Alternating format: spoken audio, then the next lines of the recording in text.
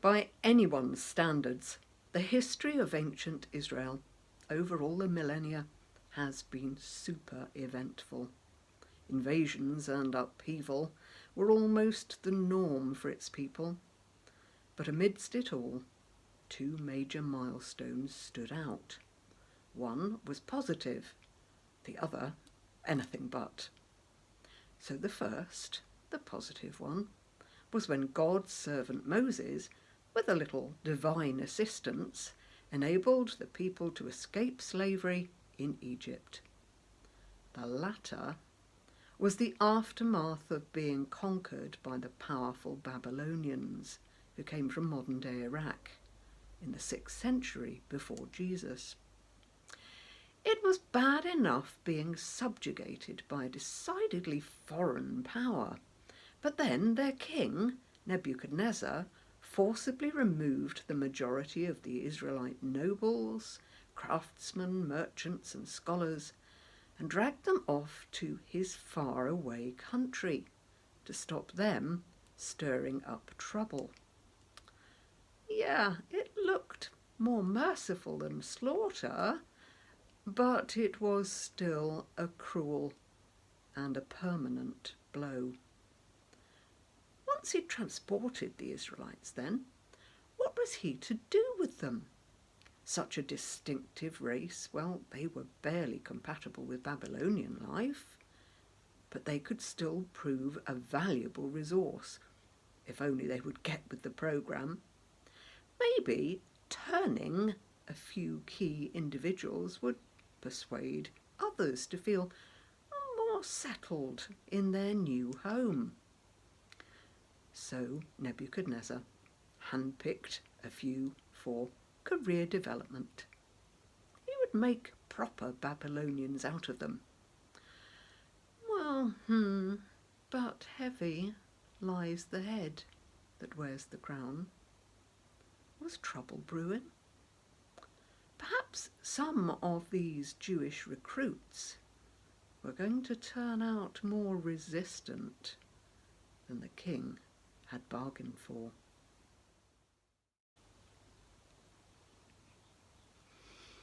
Dreams. What amazing power some people accord them. But, well, that's nothing new. Remember our ancestor Joseph way back in Egypt?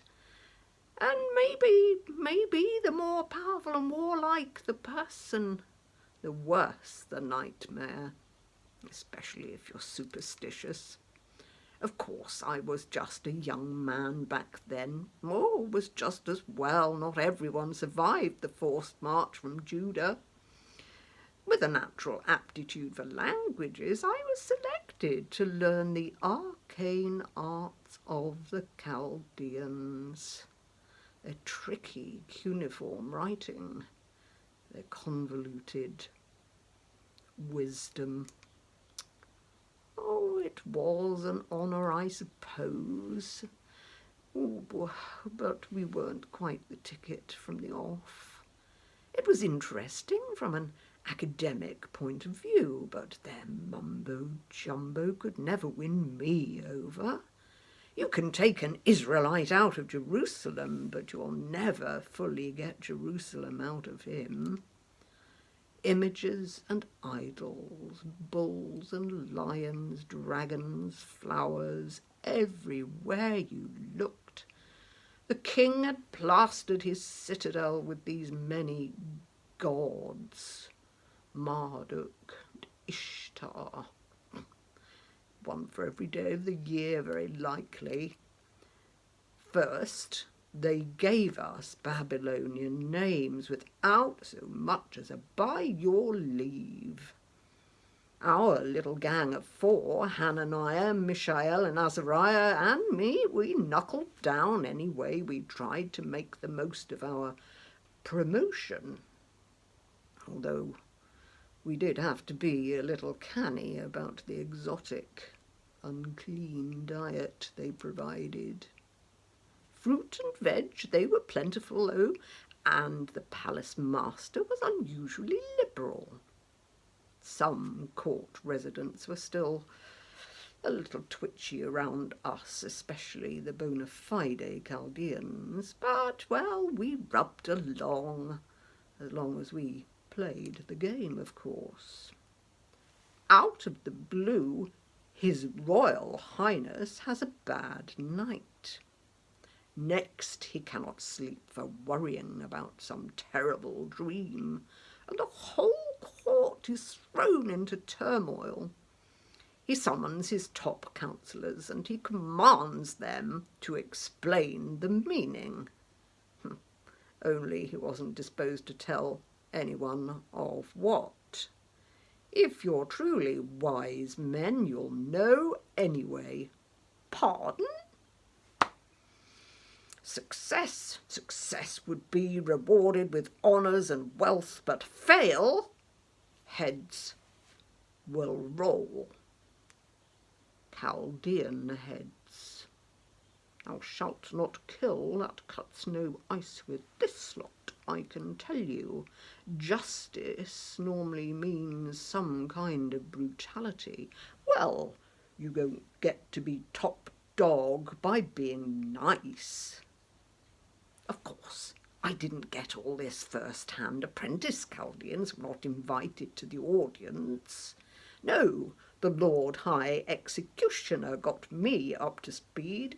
That's your clue right there of what kind of king Big Nebuchadnezzar really was. I wasted no time, though. You could be sure our days would equally be numbered unless we got a result.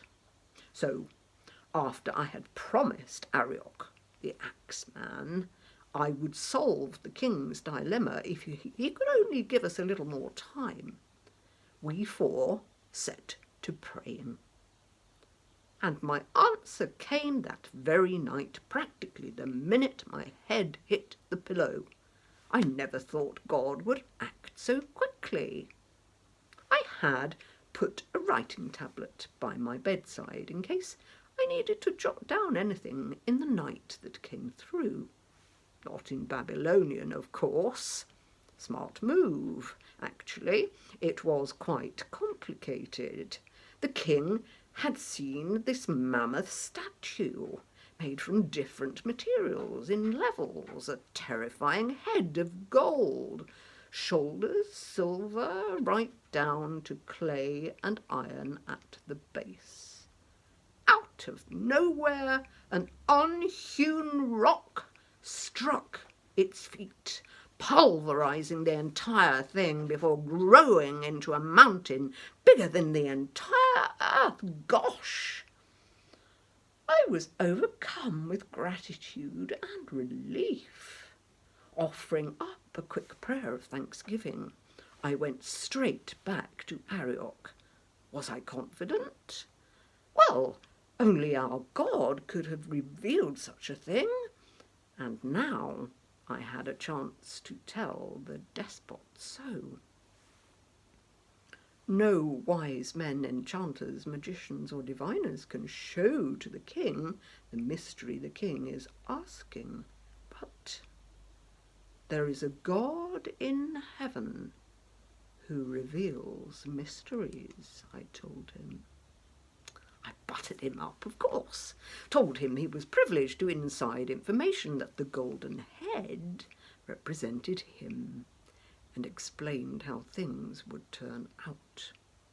God's everlasting kingdom arriving would be the final resolution. Yes, that was a little risky, I suppose. Perhaps the tyrant truly believed he was all-powerful. What if he didn't like the prospect of decline or inferior successors? How would he take the notion of a single, true and almighty God who could squash his Ishtar and Marduk, obliterate Babylon's 8 gates, those shiny blue tiles, bulls, lions, etc., utterly destroy his beautiful palace with its courtyards and idyllic gardens? I suppose it was God's abracadabra, pulling a massive statue statue out of a hat that floored him, describing that untold vision? Or maybe the sheer relief of disaster not being quite as imminent as he feared. Big Nezer might have reckoned he held people's lives in his hand, but a mightier king held his.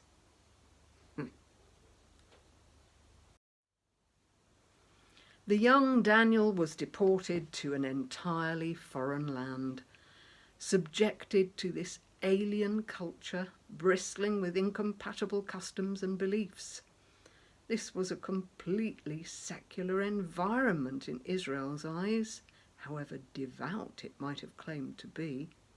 But Daniel, whose name means God is my judge, providentially talent-spotted for service in high places, was not about to discard his own faith.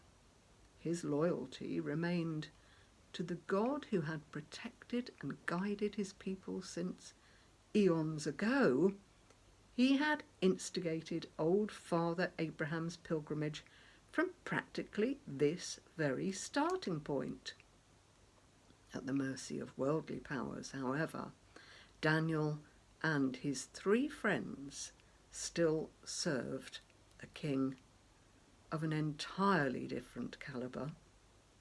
Unlike the massive, decorated buildings of Babylon, their God was the boulder mountain in Nebuchadnezzar's dream, and far beyond the work of human hands.